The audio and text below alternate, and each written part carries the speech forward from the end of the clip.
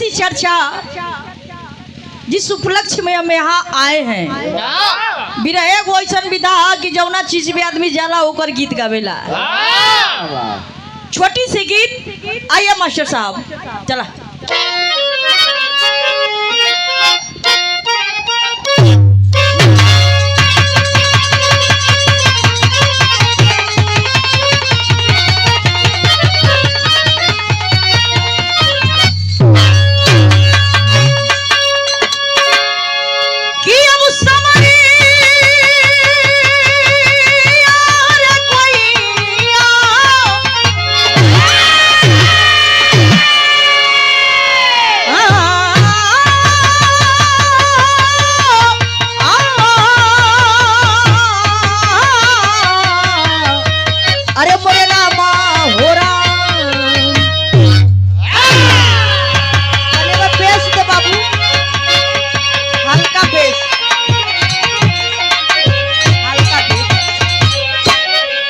Hello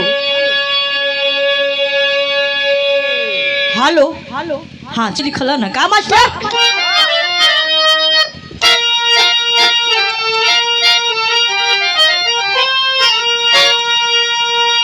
तो नदियों में गंगा की पानी है अमृत, तो नदियों में गंगा की पानी है अमृत, काश्मीर धरती का जन्नती जिगर है, पसी भोले शंकर की त्रिशूली ऊपर, दुनिया से न्यारी काशी नगरी है।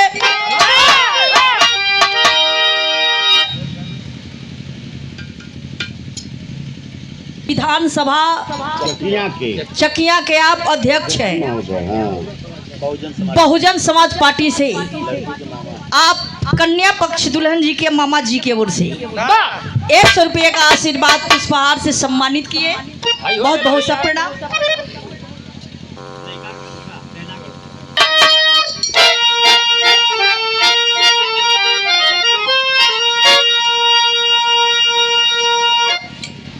एक दिन गिरिजा ने भोला से पूछा, सही बात सैया बताना पड़ेगा, कैलाशी बासी बसे आपका सी,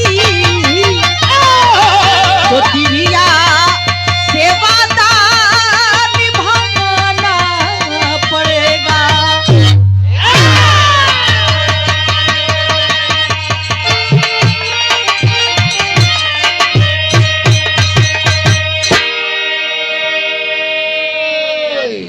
लगता कि यार पारी आ गई वाली की लाइन में मास्टर।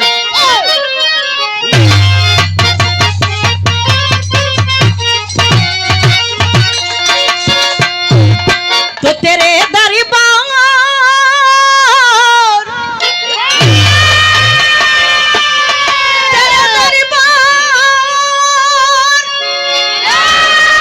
तो तेरे दरबार के चल के रे करीना हम भी देखे तेरे दरबार के चल के रे करीना।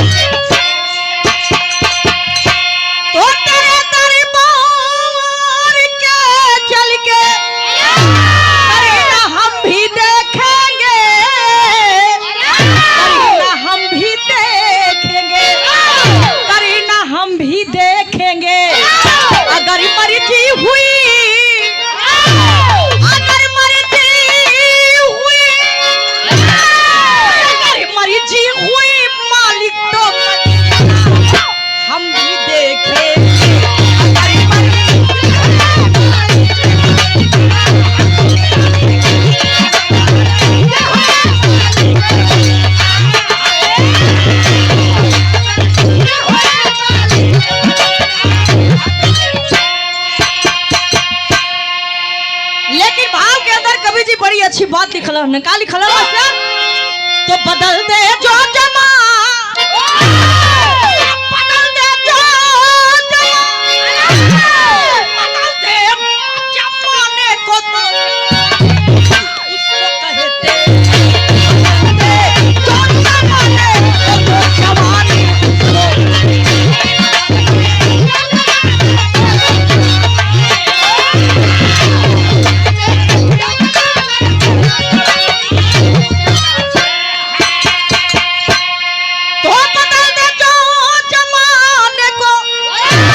जवानी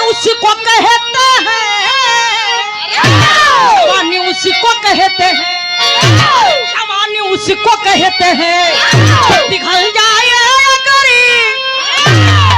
पिघल जाए अगर, पिघल जाए अगर पत्थर तो कहानी उसको कहते हैं।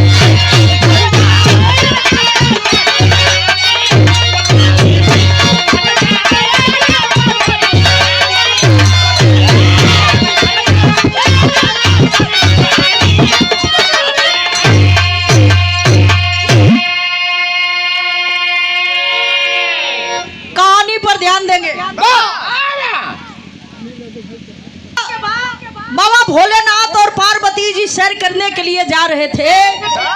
बीच रास्ते में पार्वती जी भोलेनाथ से कली कि प्रभु हमारे को सवाल बता दे का। भोलेनाथ भी कम चुड़ुक्का आदमी ना रहना। कलन के अच्छा तो जब चलू तो बीचवा में पाछर बन जालू का। आगे बढ़ा कहले कि सवालिया जवन हम करत हई बता देब तो ठीक बा, आ ना बतैब तो ना तो से बोलब ना तोरे संगे खाइब सुतब। कम से कम ओनो लोग के तो इज्जत करा भाई। बाल बच्चेदार हुआ तब सवाल कैलिन है।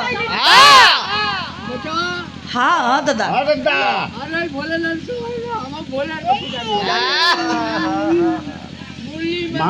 आदरणीय मुरली मनोहर जोशी शिव चर्चा वाले आपके ओर से ये 50 रुपया बहुत बहुत सा प्रणाम। आपके नामे मुरली मनोहर जोशी बा।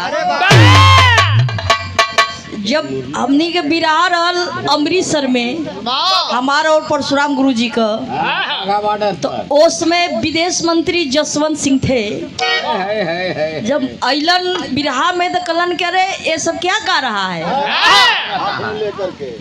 परशुराम गुरु जी कलन की सर ये बिरहा है। सम्मान किए दोनों आदमी के अपनों हाथों से सील्ड भी दिए। आय आपके तो नामे बा मुरली मनोहर जोशी। मुरली मनोहर बहुत बहुत सा प्रणाम। भगवान करे कि आपके अंदर काहे ना रही खुशी। गौर करेंगे पहली सवाल सुनीला कि काशी नगरी तोरे त्रिशूल पर बसल है। एक बार तोरे त्रिशूल पर काशी नगरी 7 चक्र नाच गई और नाचल तो टूट गई और टूटल तो 2 खंड में बट गई और बटल तो काशी करवट हो गई। कैसे भई? भोलेनाथ कलन की ये मतलब तू सचहू के एकदम हुए हु का। कलन की ला सुना आखिर कैसे भई नहीं यार तर्ज लगी मास्टर।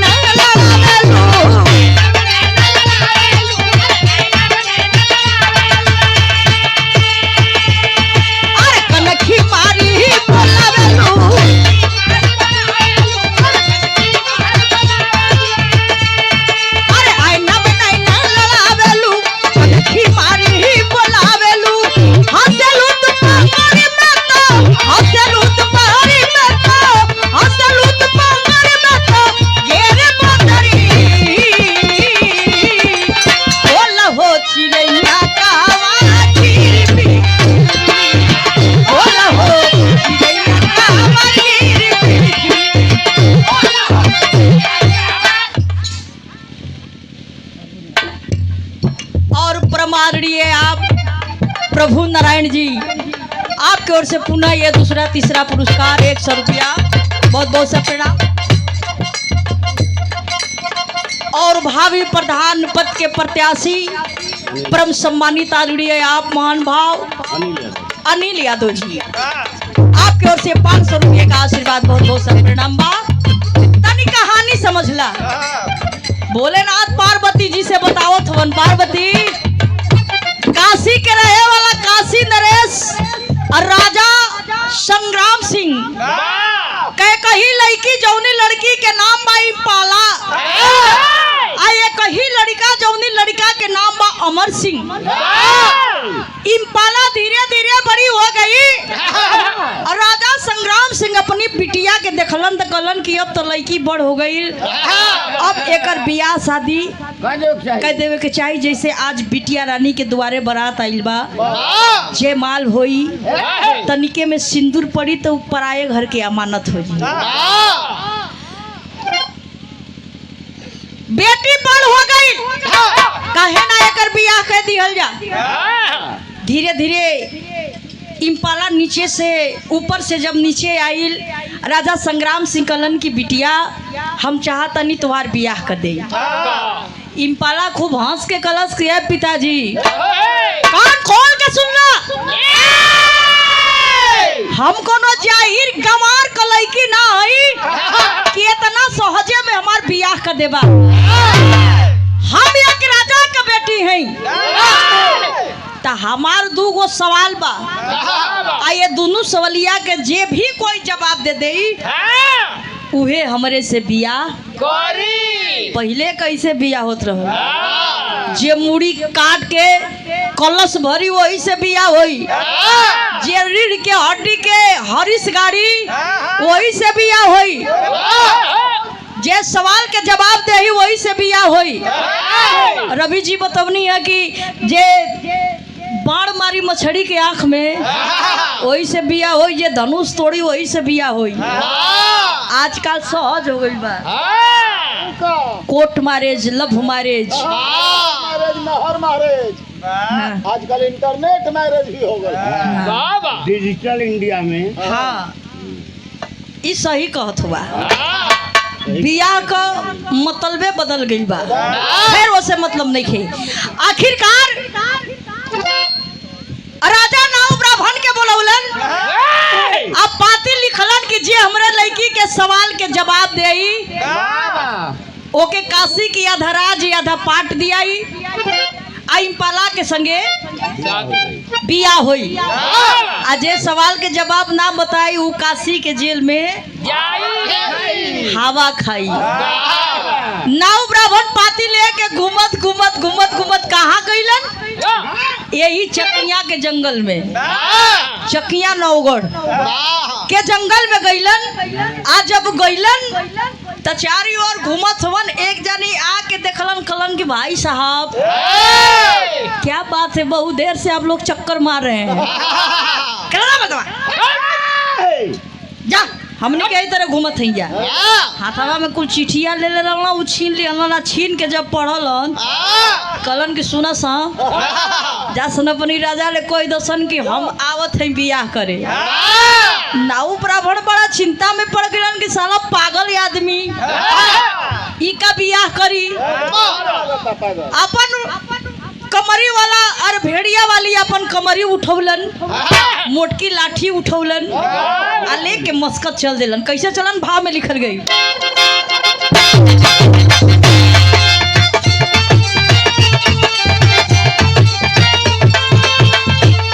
अरे कन्हैया कमरिया सजावेले, अपन सुबह आ जमावेले,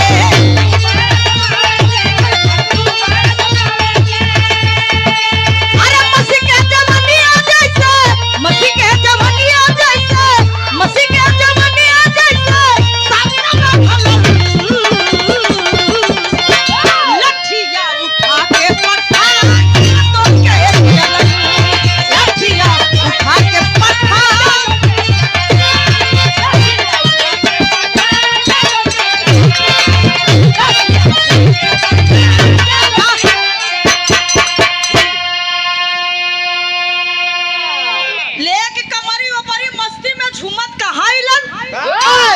काशी नगरी में। आ जब अइलन त लिखे के पड़ल टेरी में। का मास्टर साहब?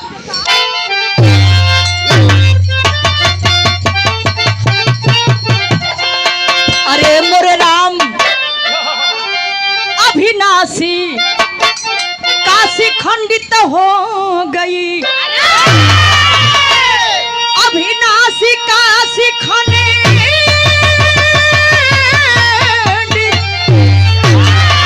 हो, अविनाशी काशी खंडित हो गई,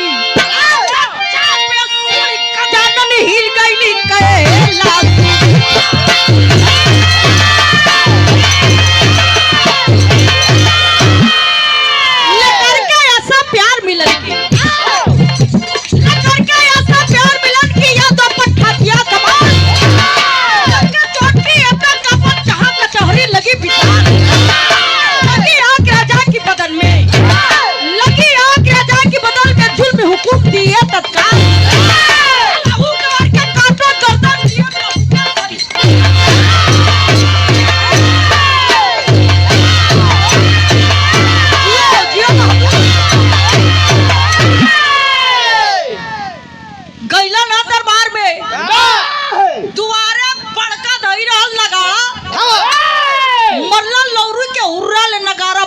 फाट गई। सिपाही कुल देखल कला रे मर दे ई कहाँ के पागल आ गई। पकड़ लो, पकड़ के पूछलन कहाँ ले आई हुए रे, कौन बिरादर हुए? कल सुना जा बिरादर मत पूछा, पहले सौदा दिखावा। काहे वजह सौदा देखे गई लका जितेंद्र भैया पहले लड़की बुलावा तो आर लड़की के हम सवाल के जवाब दे। राजा कलम साले भागो नहीं गर्दन काट लेंगे। राजा और बड़ी राजा देख ले आईना में मुंह देखले हुए मरमानू राजा के दरबार में खड़ा हो गई है। कुल बात कही मरिया सब भाला ला भक दे फाट जाइए हैं। जा अपनी लड़की के बुलावा। इम्पाला जब ऊपर से आयल नीचे, जब वो देखलन जंगली मनई, कहला वाह क्या माल है। इनकर यह आदत ठीक ना है। थोड़ा लिमिट में बोलिए। मीटर के अंदर है, बाहर मीटर के अंदर है, बाहर ना होके। माले देखे में मुगल सराय बेचारा कब बेरी पिटा गई। एक बार तो सिनेमा हॉल में, एक बारी सिनेमा हॉल में पिटैलन, एक बारी स्टेशन पर पिटैलन। अरे बच्ची बिहार आ गई तो बच्चियों गईला। 25 टुकड़ा वाले में हो रहा ड्रामा वाली। अब तो ड्रामों पर वो गाना आ गई बा। इज्जत पर आई आँच तो कई टुकड़ा कई के भर देव ड्राम में। तमाम गीत यावला आप लोग सुने रन। इम्पाला जब आई तो कलश की सुना हो, हमारी सवाल के जवाब बतावे आई हुआ। हंसी बजा के अपनी जगह के बाद, बिरहा अपनी जगह के बाद। हर जगह ऐसा कुल बिरहा ना गावल जाले। कभी कभी ऐसा कुल बिरहा जब सुनवैया रहेलन 10 गो रह, 20 गो रह, 50 गो रह, गवैया सुनवैया का मन बाप लेवेला। तो सवाल इम्पाला कैले बेका कैले बे, बड़ी पुरान तर्ज लगी मास्टर।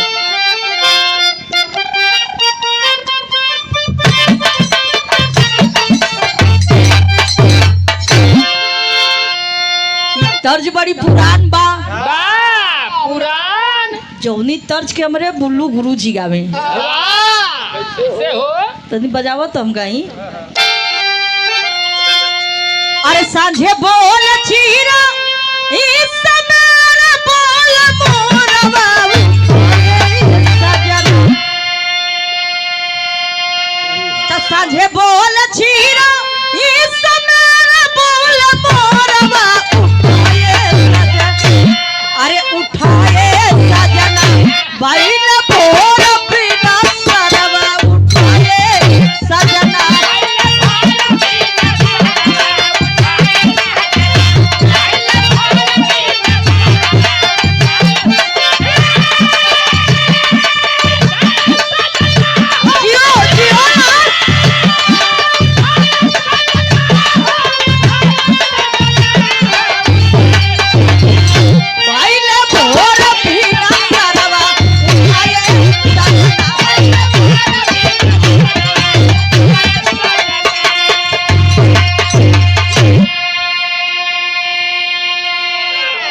बैठ जा दादा। हो गई हाँ आ गला याद पहली सवाल ही पाला करती है। आप लोग पढ़े लिखे और दिमाग वाले विद्वान बैठे हैं और ये सवाल हमारे नंदलाल रवि जी से ना है, ये आप लोग से है। का सवाल बा मास्टर साहब? देश का समीरा ओ मैं गंगा जंगलीरवा सुनाए रसी, अरे सुनाए रसिया पहुंच के समसीरवा सुनाए रसिया।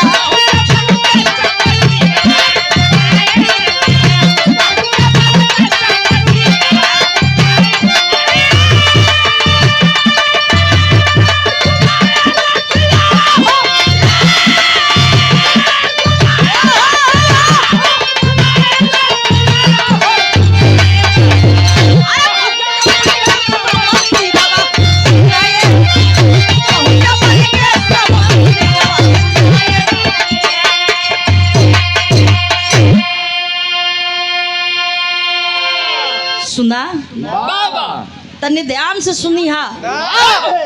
कश्मीर में हीरा जड़ल कंगन बा।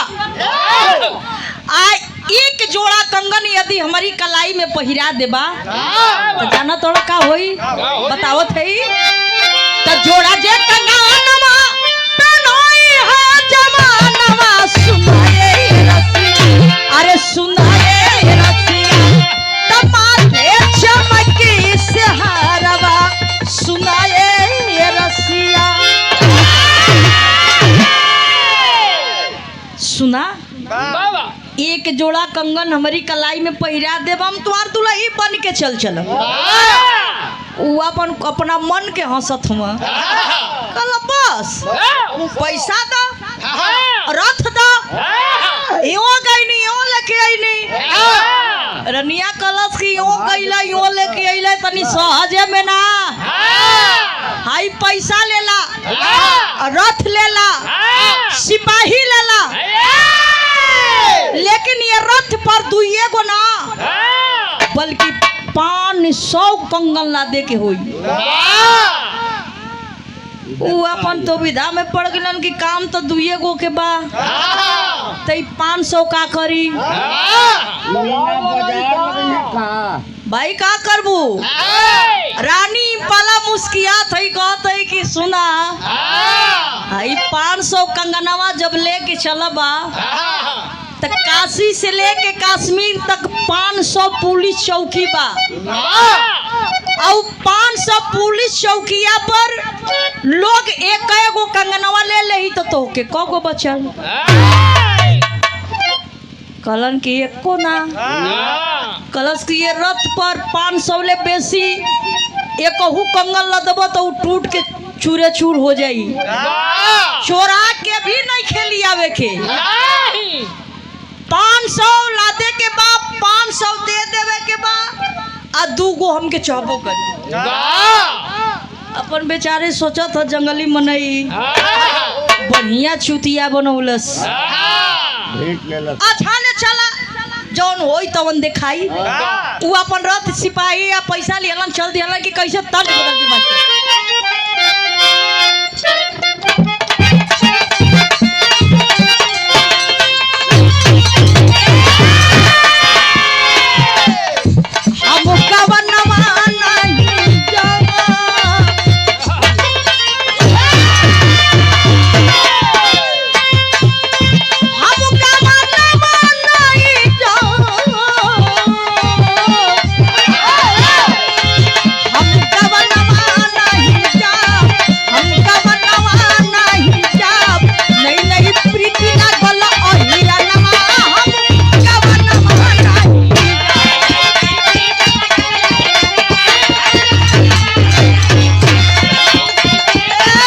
पैसा ले लेवे दा। हां ले ले भैया वही वजह से कुल होता। और पुनः ये चौथा 5वां पुरस्कार आदरणीय आप प्रभु नारायण जी जिनके अथक परिश्रम से इतने भाई लोगन के दर्शन मिलल बहुत बहुत साहब के चरणों में प्रणाम। और भावी प्रधान पद के प्रत्याशी प्रमाणनीय आप अनिल यादव जी, आपके ओर से 500 रुपये का आशीर्वाद, चरणों में कोट कोट सा नमन, सब भाई लोग के बहुत बहुत सा प्रणाम बा। लेकिन भाव में लिखल गए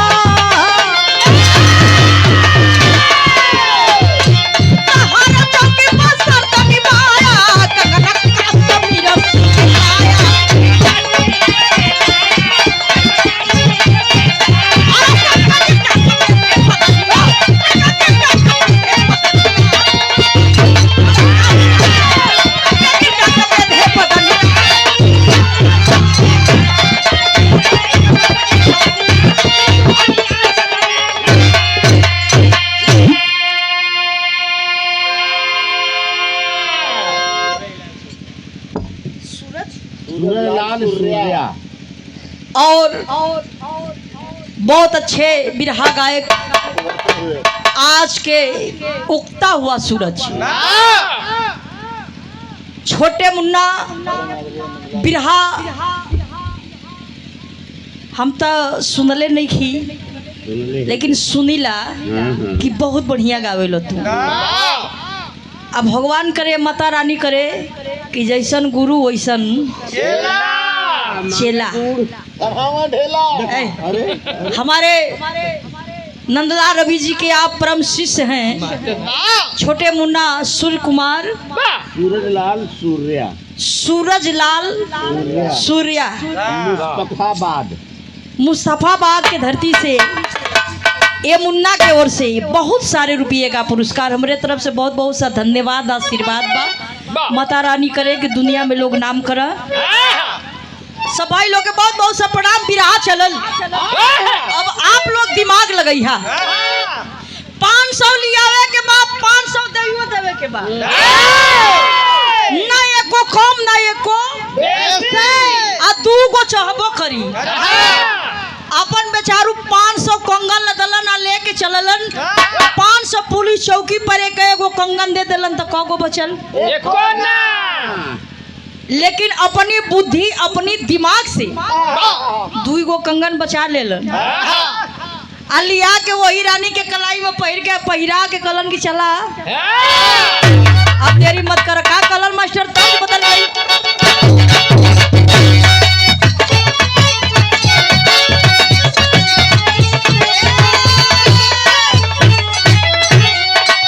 अरे रूपा सजा ले लू,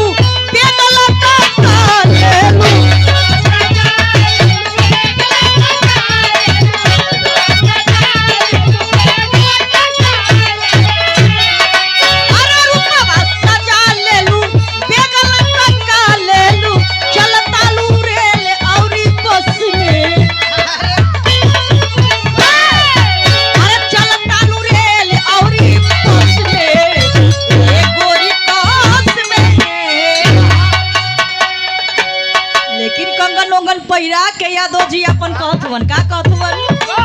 अरे कंगना पहना देली, दुल्ही बना देली।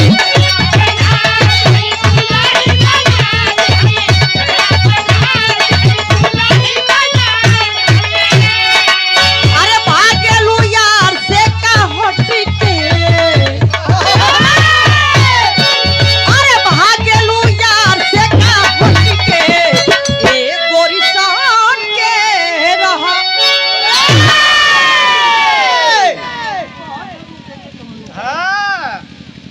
अब जल्दी से चला।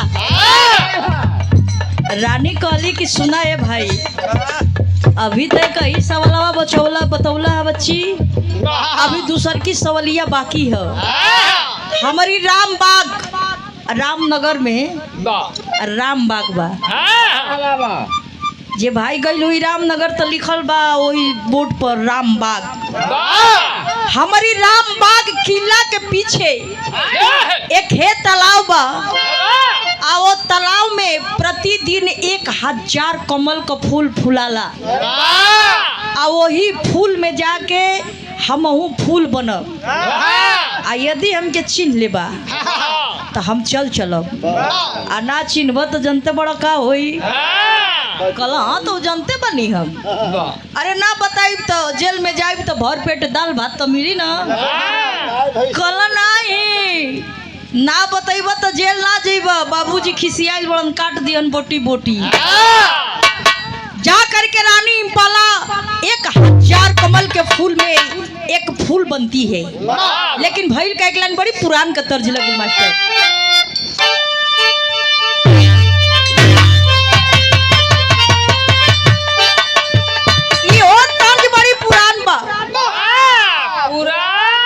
जौनी तर्ज के स्वर्गीय रामदेव गुरुजी अपनी जवानी में बड़ा दबेर के गावा। कैसे गावे मास्टर साहब?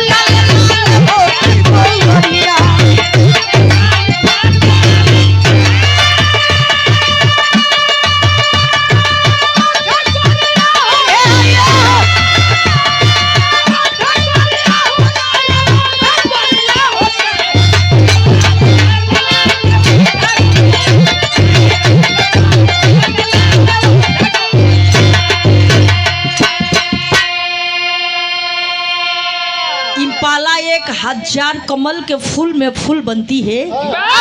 और जा करके वो नौजवान ढूंढने लगा, खोजने लगा। आज जब खोजत खोजत गई तब भइल का भाव में लिखल गिल मास्टर। धीरे धीरे भइल पार, धीरे धीरे भइल पार। अरे फिर सारे दूल्हा ओ पी पी पपिहा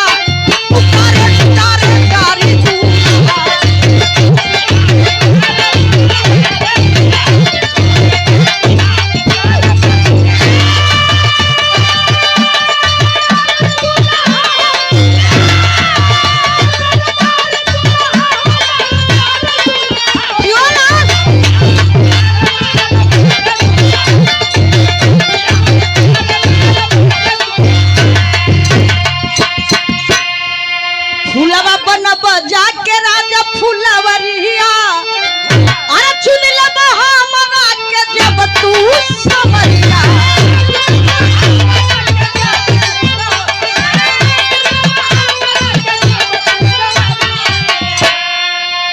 तपन मांगी के सिंदूरवा। अरे हमार दूल्हा ओ पी पी पपिहा पुकारे डारे डारी दूल्हा। सुना हमके चिन्ह लेबा तब तो ठीके बा। जा करके 1000 कमल के फूल में वो खोजने लगे। खोजत खोजत खोजत खोजत जाके एगो फूल दैलन। आ कहत वन कि हे प्रभु अगर होई तो ठीके बा, आ ना होई तो सरवा रजवा तो कटबे करी। एमे तो दूर है बा ना। अपन जाके फूल के दैले वन छोड़त ना वन। धीरे धीरे धीरे धीरे धीरे धीरे जब बिहान हो चलल तबले तो वही फूल से बड़ी खूबसूरत एक लड़की के उत्पत्ति भई। आखिर वो लड़की थी कौन? तो वही रानी इम्पाला। कलाई पकड़लन कलन की सुना बड़ी भरमौलू या बड़ी घुमौलू। अब चला जल्दी के चला पिताजी से आशीर्वाद ले लिया जा रहे। यही तरह थोड़ो चल जाए कोनो गुड़िया थोड़ो वहीं की कोरा में टंगलो या लेके चल देला। शादी हुआ, विधिवत शादी हुआ और जब विदाई होने लगा तो इम्पाला अपनी माता पिता के पास जा करके पैर छू करके प्रणाम करती है। अक्सर देखे लहो भैया, जब लड़की विदाई होली तो दुश्मनों के आंख से आंसू आ जाला। ऐसे आजकल ना रोते हैं। काहे ना रोत है मतलब? हाँ, शहर वाली लड़की नहीं रोत, लेकिन देहात के लड़की आजो रोवतड़ी, आज भी रोवेली। शहर में तो भाई वो कुल इतना ओवर कुल मेकअप करेली कि बहा जाई, लेकिन देहात के लड़की आज भी रोती है भाई साहब। ना रोवेली तब इनकर पतोहिया के बेरी तक गई ही रही जा। अब पता ना रोवले रहे कि ना तोर पतोहिया हो। अभी है ससुर से पूछबू माने तो रोलस कि ना रोला ओ भाई ससुर ना सुनता। अच्छा पतो विदाई के समय जा करके पैर पकड़ के रोने लगी। राजा संग्राम सिंह विदाई करते हैं, लेकिन मन में बहुत बड़ा एगो पाप बा। कौन पाप? राजा संग्राम सिंह यही सोचत हुवन कि हमार लड़की महल में रहे वाली, सोना के थाली में खाए वाली, आया चरवाहे के संगे अपन जिंदगी वो जंगल में कैसे बिताई हो भाई। अपनी मंत्री के बुलौलन, अब बुला के आदेश दिलन कि मंत्री जाओ और जा करके उस चरवाहे के गर्दन काट लो। ए बिरहा सुने वाला पंचो, कौन ऐसन बाप होई हो कि आज ही अपनी बेटी के सुहागिन बना के भेजी और आज ही अपनी बेटी के विधवा भी बनावे के सोच ली। लेकिन मंत्री तो भाई हुकुम के दलिदा रहल, हुकुम पौलस, सिपाही लिहलस आ लेके चल दिहलस वही चकिया के जंगल में। आ जब चकिया के जंगल में गई, रानी इम्पाला बैठी थी और यादव जी कमरी से आड़ कई के सुहाग रात के तैयारी करत होवन। आ तबले तो इम्पाला के नजर अपनी बाप के मंत्री पर पड़ल न, दौड़ के जाके पूछतिया, मंत्री जी मैं तो अभी आई हूँ और आप क्यों आए हैं इतने दल बल लेकर के? मंत्री बहुत अच्छा आदमी था, आंखों से आंसू छलक पड़ा और रोते हुए कहा, बेटी हमें क्षमा करना। क्यों? तुम्हारे बाप का आदेश है कि जो तुम्हारा पति है उसका गर्दन काट करके मेरे सामने लाओ। अरे जब इतनी बतिया सुनलस तब छपटिया गई हो, दौड़ के जाके अपनी पति के पैर पकड़ के आई पाला रो के एगो बात कह लेबे। का कह लेबे बसौरिया में?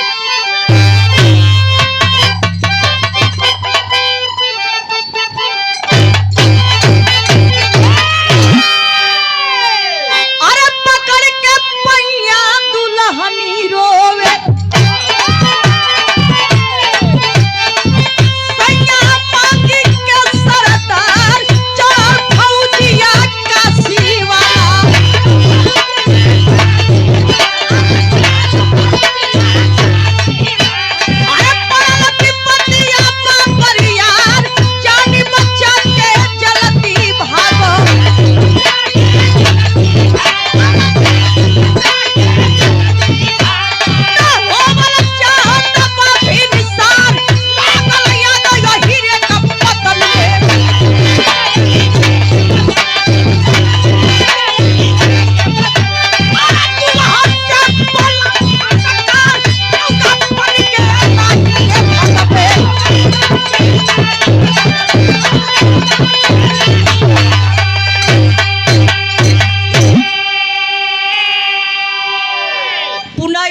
आठवां पुरस्कार भावी प्रधान पद के प्रत्याशी श्रीमान अनिल यादव जी, आपके ओर से 500 रुपये का आशीर्वाद। साहब के बहुत बहुत सा प्रणाम, सब भाई लोग के बहुत बहुत सा पोलगी बा। बहुत लोग तो चल गई लहर, बिया बारात के समय बा, कई जगह न्योता बा।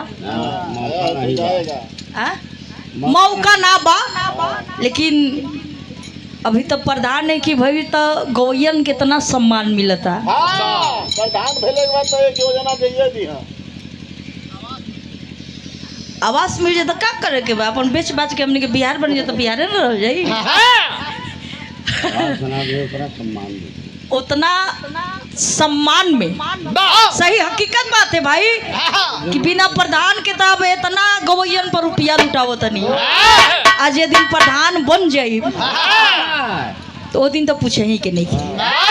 अब भगवान करे कि आप जरूर प्रधान बनी, ऐसे कि आप जैसा लोगन के जरूरत बा इस समाज में, नया जनरेशन का जरूरत। नया जनरेशन के जरूरत बा। बहुत बहुत प्रधान जी के सब भाभी प्रधान कहेला, हम प्रधाने जी कह के आज संबोधित करत हैं। प्रधान जी के बहुत बहुत सा प्रणाम बा। आखिरकार पकड़ के पैर रोने लगी पाला और बिलखते हुए बोली कि आप भाग जा। कल काहे? कली कि हमरे पिताजी के सेना चारों तरफ से घेर ले बा, हमके लागता कि आज सुहागिन भैनी कहीं आज विधवा न हो जाई। आँख से आंसू चलत बा, लेकिन बाहरे वो चरवाहा इम्पाला के झटक के कलश कह रहे इम्पाला, अगर तू महल के रहने वाली रानी है तो मैं भी जंगल का रहने वाला शेर हूँ। यदि अगर कायर के तरफ पीठ दिखा के भाग जाए तो हमार जियल दुश्वार हो जाए।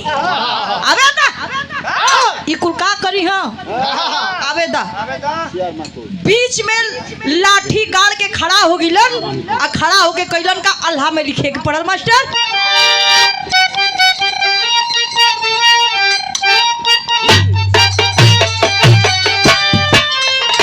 अरे कबहू न शेरवा रोड में, अरे कबहू न शेरवा रोड में, हाय पिठिया देखावे ये भैया।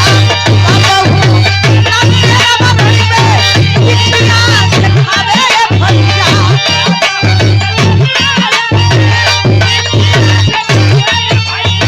अरे छोड़ के हिम्मतिया भागे कायर रसिया।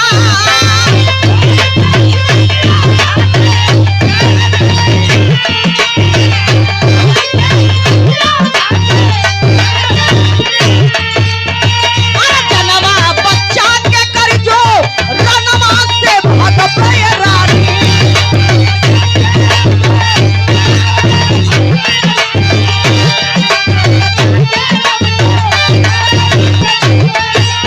अरे लगिया तो पंचवा में ताकत पड़िया।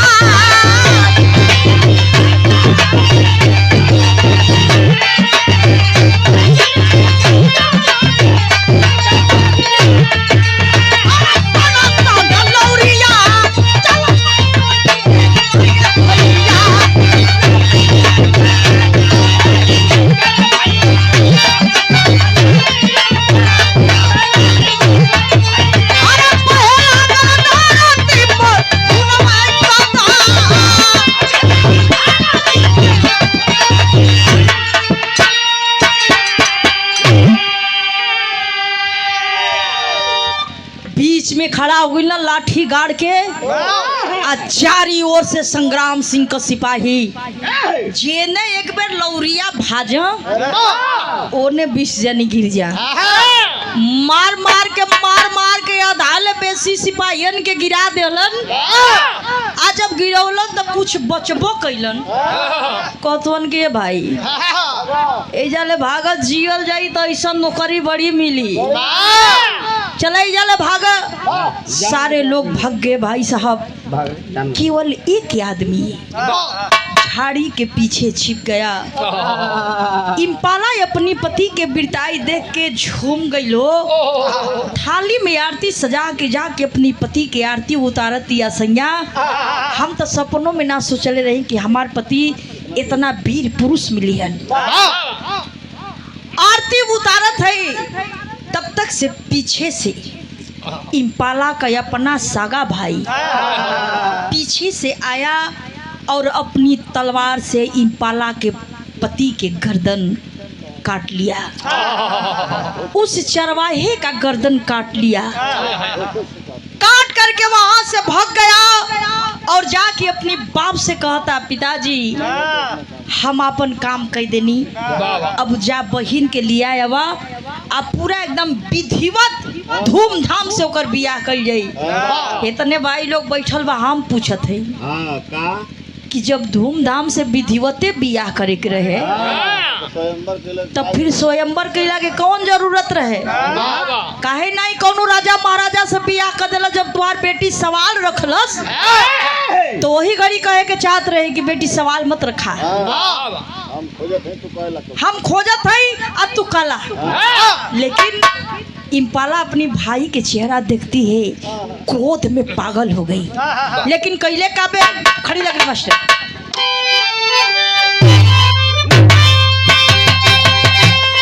अरे बैठी है इम्पाला रानी, अरे बैठी है इम्पाला रानी, आई चीतवा सजा के डोला लागी भोले वाली, अरे डोला लागी भोले वाली, काशी डगमगा के डोला लागी भोले वाली।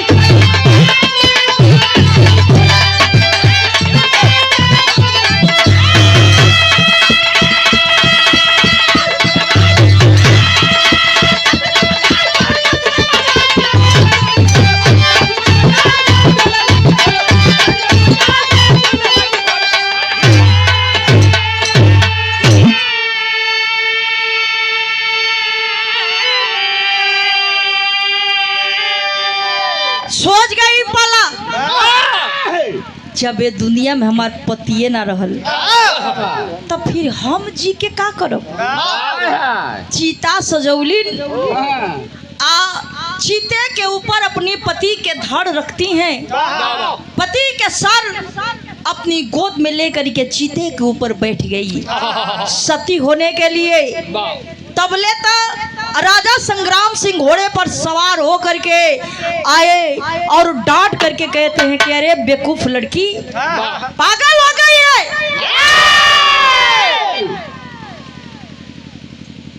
ऐसा मत करा, चला तू एक राजा के बेटी हो तो तुम्हार बियाह भी एक राजा के साथ में होई।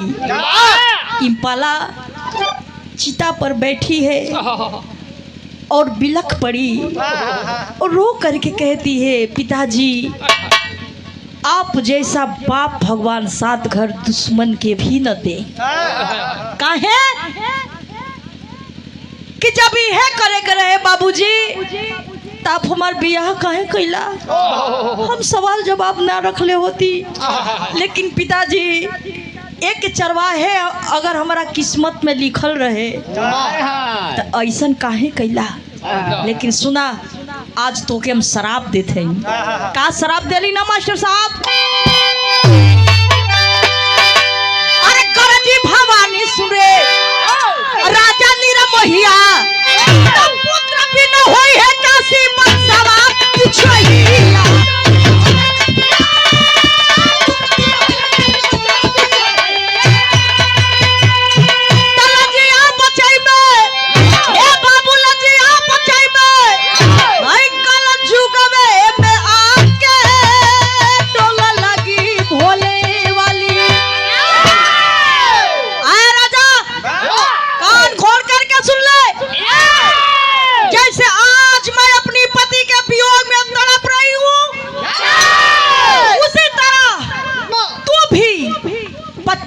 पीढ़ियों तक पुत्र के वियोग में तड़पेगा और दूसरे के पुत्र यानी दूसरे के लड़का लेके दूसरे के लड़का गोद लेके खेलैबा, लेकिन ओकरो वंश ना चली। 26वां पीढ़ी में हाय हमारे पति के धड़ काशी नरेश बन के अहन, हम उनकर धर्म पत्नी बन के आई। आज जवन है मुड़िया गोदिया में ले ले हैं, इहे हमारे कोख से जन्म ले तो वही जे तोहरा वंश के शुरुआत होई। ये कोई काल्पनिक और कोई बनावटी कहानी नहीं है। आज 26वां पीढ़ी में महाराजा विभूति नारायण सिंह का एकलौता बेटा जिसका नाम बताया गया कुंवर अनंत नारायण सिंह, जो वर्तमान समय में अब काशी नरेश के पद पर है। कुछ दिन पहले ही महाराजा विभूति नारायण सिंह का मौत हो गया, लेकिन बतिया तो एजा असली फसल बा शंकर जी पार्वती जी वाली। पार्वती जी का लिखा हो बूढ़ो छली हका तो बतावत हुआ का हमार बतिया बतावा ला सुना का बतावत हुआ मास्टर साहब। अरे दादा की भीषण ज्वाला अंबर कावली कीर्तिया तई खंडन में फाटल काशी की दोहारतिया।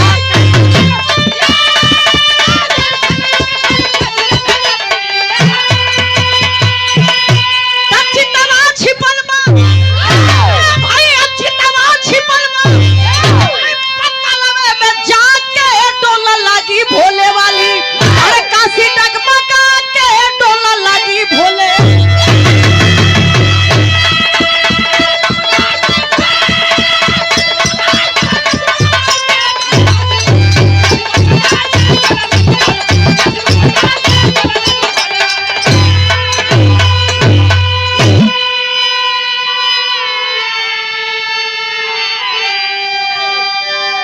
ए पार्वती इम्पाला के भैया जब मुड़िया कटलस त काशी नगरी हमारे त्रिशूल पर 7 चक्र नाच गए। आज जब इम्पाला चीता सजा के सती होके चलल त काशी नगरी टूट के 2 खंड में बंट गई। आज जब इम्पाला अपनी बाप के शराप देलस त काशी नगरी करवट हो गई।